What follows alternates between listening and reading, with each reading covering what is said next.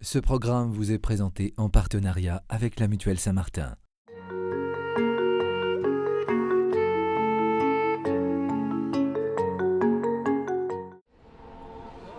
Un dimanche ensoleillé à Paris.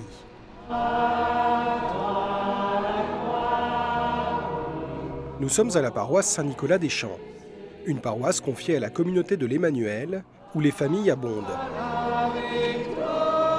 Comme tous les dimanches, Vincent et Anne sont là avec leurs 4 enfants, dont le plus grand, Aurel, qui sert la messe.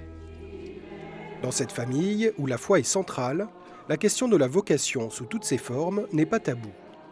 La question effectivement de la vocation pour nos enfants, c'est vraiment de pouvoir accueillir pleinement l'amour du Seigneur et de leur donner cette occasion-là, de leur montrer que c'est quelque chose de simple et de possible. Si certaines familles chrétiennes redoutent qu'un appel radical à donner sa vie à Dieu ne touche l'un de leurs enfants, Vincent et Anne, au contraire, l'envisagent de manière confiante. Je crois que la première chose qu'il faut dire, c'est que c'est Dieu qui appelle. Et affirmer cela veut dire que aucun parent ne peut mettre la main sur son enfant,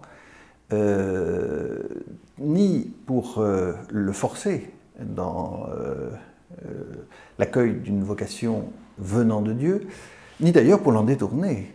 Demander des prêtres, des religieux, à Dieu dans la prière, c'est consentir à ce qu'il puisse répondre à la manière dont il veut et que ça puisse passer loin de moi ou près de moi. Et en fait, c'est une démarche de confiance profonde que Dieu est bon et que ce que Dieu fait pour l'homme et ce que Dieu veut pour moi est certainement meilleur que ce que j'ai pu imaginer ou même désirer. Voilà l'attitude de fond, je crois, pour les parents. Pour la famille de Vincent et Anne, la foi ne s'arrête pas sur le porche de l'église. Alors là, c'est plutôt pour savoir son signe de croix. Là, c'est Jésus et là, c'est Marie. Car le désir des parents, c'est d'abord d'introduire leurs enfants dans une intimité avec Dieu, quelle que soit leur future vocation. Pour favoriser en fait l'ouverture d'esprit des enfants à cette question de la vocation, la première chose, c'est d'abord notre propre conversion en fait. C'est que la façon dont nous-mêmes on témoigne de cette joie de vivre cette relation avec le Seigneur. Donc effectivement, c'est plutôt extrêmement positif si ils peuvent nous surprendre dans un temps de prière. C'est extrêmement positif s'ils peuvent se rendre compte que dans nos priorités de temps, on laisse une place au Seigneur et on le met à la première place. Leur apprendre à alimenter, à nourrir un cœur à cœur avec le Seigneur, une relation intime et profonde avec le Seigneur, à partir de quoi, si vraiment ils sont à l'écoute du Seigneur, ils répondront réellement à leur voie de bonheur en fait.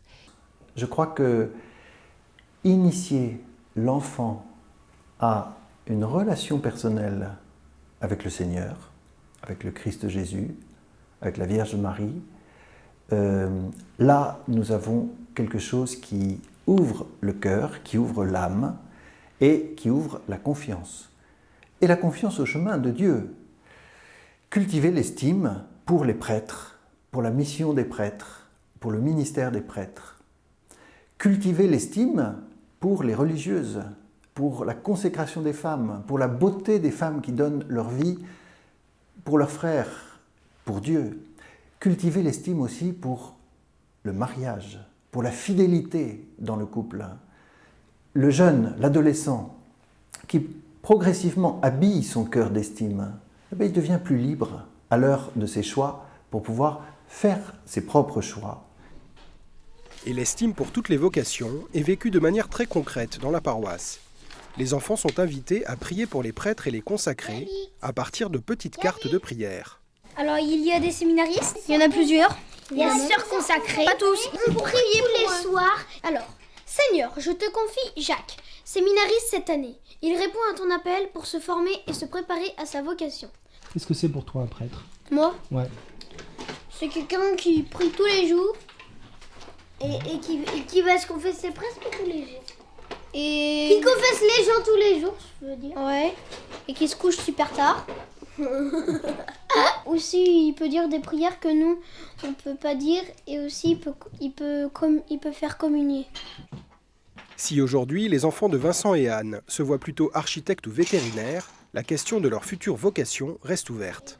Je crois qu'en tant que mère, si un jour ma fille ou mon fils m'annonce qu'il veut être prêtre ou religieuse, je crois que je devrais m'accrocher encore plus que jamais à la Vierge Marie pour ne pas être trop inquiète, soucieuse, qu'il soit heureux, malheureux ou pas trop seul. Thérèse de Lisieux, lorsqu'elle a 9 ans, s'arrange pour pouvoir, pendant quelques minutes, parler seule à seule avec la prieure du Carmel de Lisieux, où il y avait sa grande sœur. Et ça veut dire que concrètement, elle lui dit qu'elle aimerait devenir carmélite. Elle a 9 ans. On ne sait pas ce que la prieure a répondu, mais ce que dit Thérèse, cette bonne mère a cru ce que je lui disais. Voilà la confiance. Certainement que la bonne mère en question n'a pas dit « la porte est ouverte, tu peux entrer ». Probablement qu'elle lui a dit « tu vas attendre », etc. Mais ce qu'a retenu la petite de 9 ans, cette bonne mère a cru ce que je lui disais. Et c'est cette qualité de confiance, c'est cette qualité de foi qui aidera l'enfant et le jeune à grandir avec cette pensée, cette question qu'il habite en lui. Et procurer du pain à ceux qui n'en ont pas. Dieu connaît mieux que moi le cœur de mes enfants. Et il sait mieux que moi si l'un ou l'autre sera heureux en tant que prêtre.